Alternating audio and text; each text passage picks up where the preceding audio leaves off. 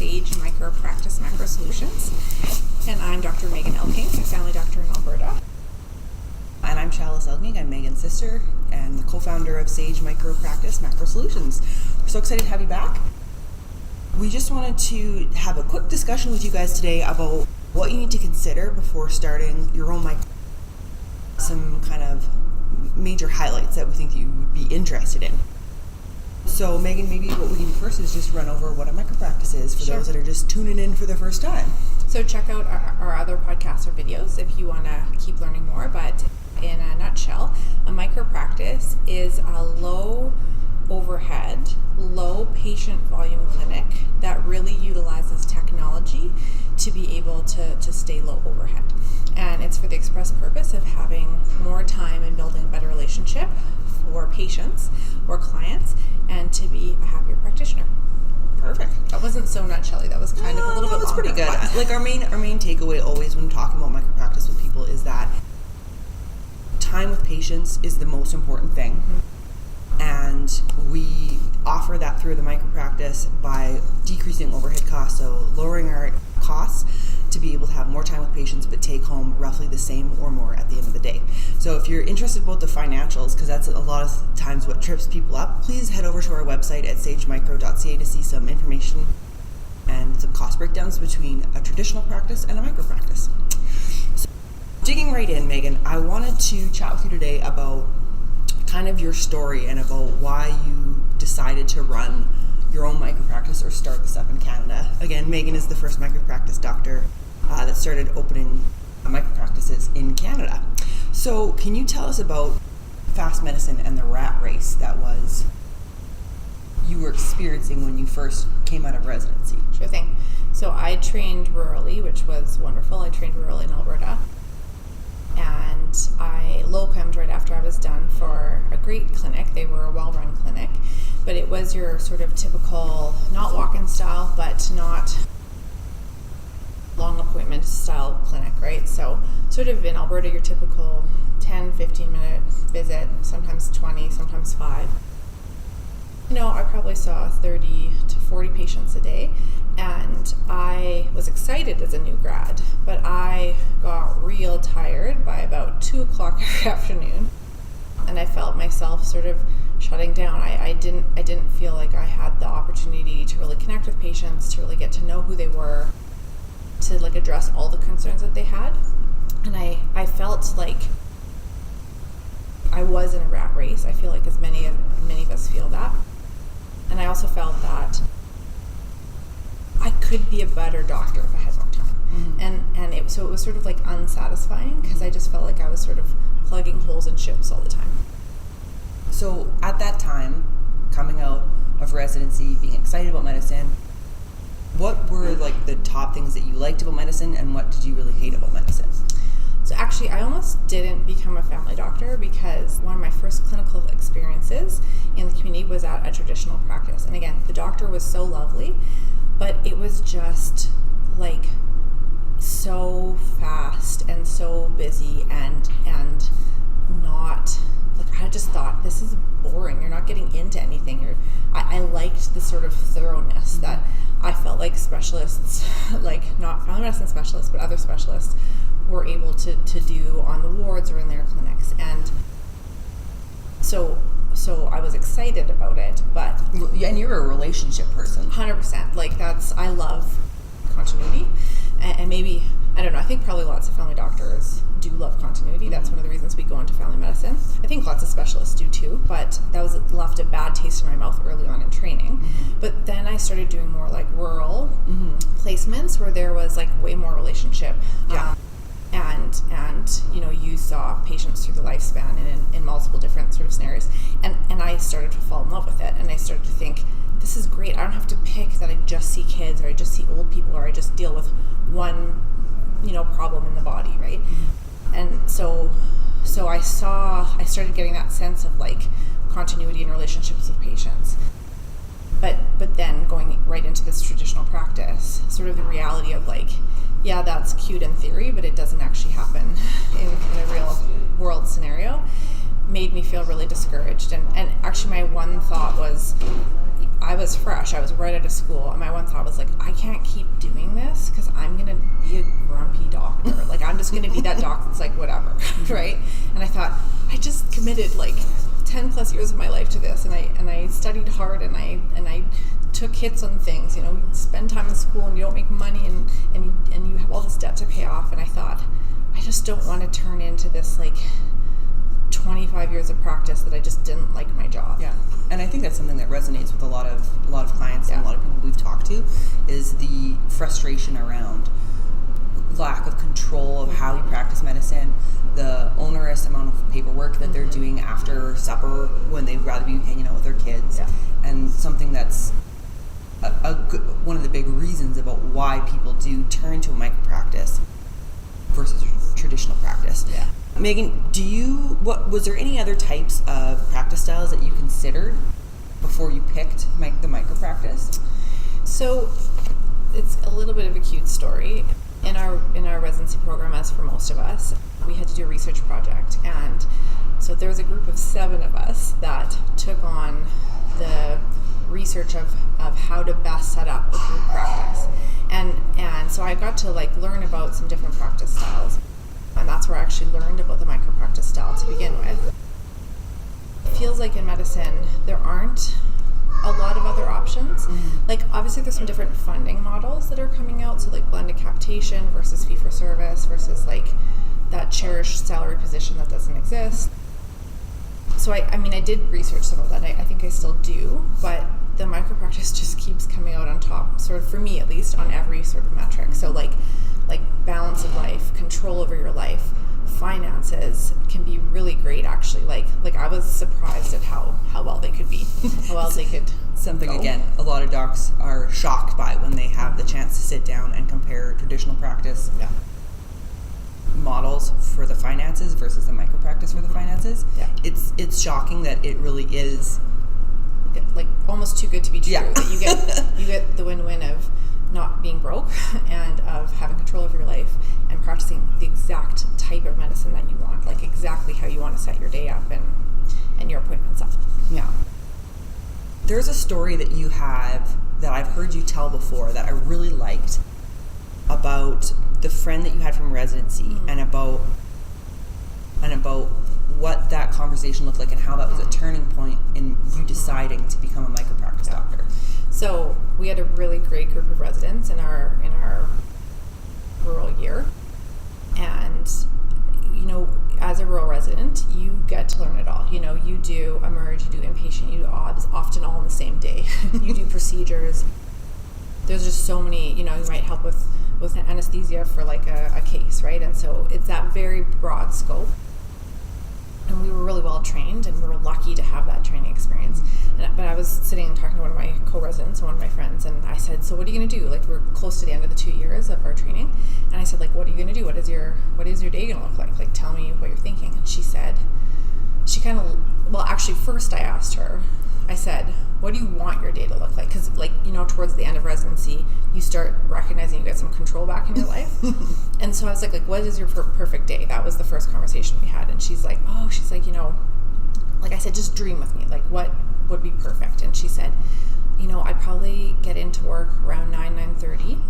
I would work till about 11:30, and I haven't got to really see my husband very much in the last 2 years. So it'd be really great to have a couple hours over lunch to go home, have lunch with him, and then like go for a run, just to kind of break the day up, and then maybe get back to work around 2, and then work from like 2 to 4, 2 to 5, wrap stuff up, and then head back home, and you know, we'll eventually have a family, and you know, be able to actually like be there when my kids get home and like make supper and do normal life things and have my evenings off, right? Because this is unheard of in residency. And I was like, cool, that sounds amazing. Like, that's me too. Yeah. Sounds awesome.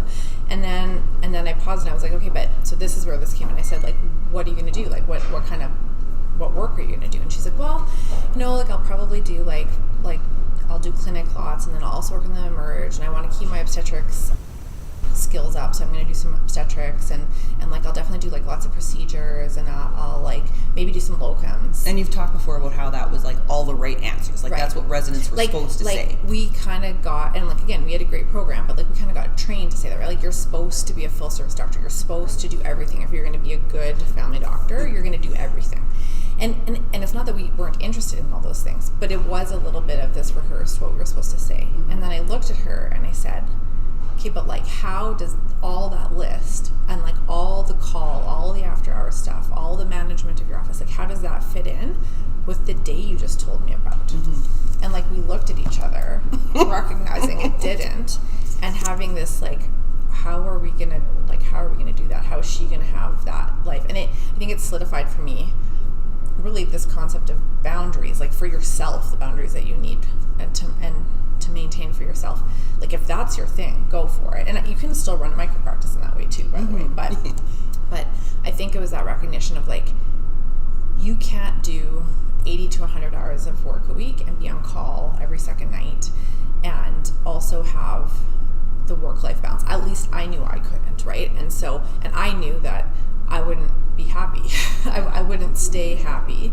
And I definitely wouldn't feel like I had control over my life if I was doing all those things. And that's something that a really great exercise that we go through in the Micropractice 101 course is breaking down the ideal day that you want to have in 15-minute increments. Yeah. No, 5-minute increments we did, yeah. And actually, shout out to Kelly McGregor, Dr. McGregor in Edmonton, because she actually kind of told me about this tool that she uses for residents for this exact conversation, right? And to actually figure out what you actually want your day to look like, and that to be the starting point. Right. And to build your practice around what you want your days to look like. So like going, and why we do 5-minute increments is you have to account like how long does it take to brush your teeth. So you put in all the things in life you have to do, and then you put in your life all of the life things that you would like to do, like, you know, go for coffee with a friend or have time to go see a movie on the weekend or what vacation you want.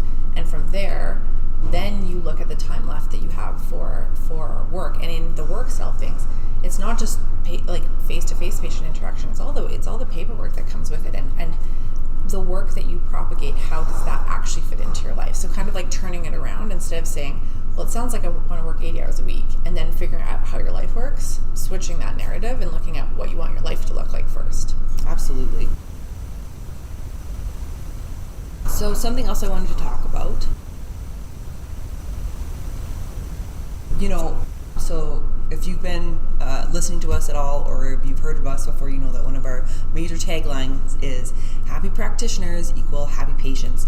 And Megan, can you tell us a bit about how you have found that prioritizing your own happiness has actually helped you become a better physician, and about how your patients have responded to that? So, again, a little bit of a story time. You know, cute little brand new, newly minted doctor started my micropractice. We started our micropractice early on when I figured out I didn't want to do traditional practice. And I always, from the get-go, took lunch off. I took an hour off for lunch, and in my first clinic, like I would drive somewhere and go have a nice lunch and sit and relax and read a little bit.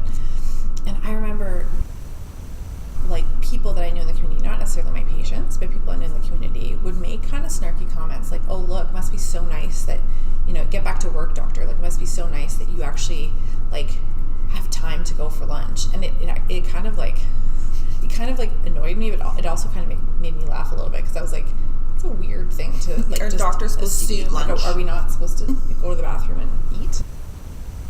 But what I realized is when I prioritize my own happiness and my own work-life balance, when I come to work, I am there. I'm involved. I'm not burnt out. And when that patient comes to see me, I'm not thinking and doing 30,000 other things. I am providing this space for them to actually have me and interact with me and build a relationship with me. And that increases trust. And so me being happy, not burnt out, me having the boundaries with myself to take care of myself, allows me to bring a better product, myself as the product, to work, and patients are like, they know that. Like, they know if you're checked out. Like, you think about it, if you go to your hairdresser and she's busy talking to other people and doing other things, and I mean, maybe that's fine, but if you kind of have known her for a while, you're like, oh yeah, it would be nice to catch up. But if she's thinking about a million other things, so it's not focusing on, you're getting your hair done, just like we're doing the PAP. But, it's not that sort of environment. Or if your hairdresser doesn't really want to be there, or she's working twice as much, right? And something that you've told me that is really, I think, amazing is some of your patients opening up, but it taking so long with that amazing relationship you do have with your patients, and it's still taking so long. So, one of the adages we talk about lots is you don't know what you don't know. And I think we talk about that in the concept of opening up practices, setting up micro practices, right? But I think it applies to medicine too, because, when you've been seeing someone for 5 years and they've had half an hour or hour-long appointments if they need it, and they can book anytime, you have great access, so they know that they have availability, and they do start trusting you and feeling comfortable, and it still takes 5 years. I mean, I think we've all had this experience, even in traditional practice, where someone will actually tell you something about their life that was bothering them and has been for a long time, like maybe trauma that they went through, or mental health issues that they were just never comfortable talking about, or a fear that they have, right?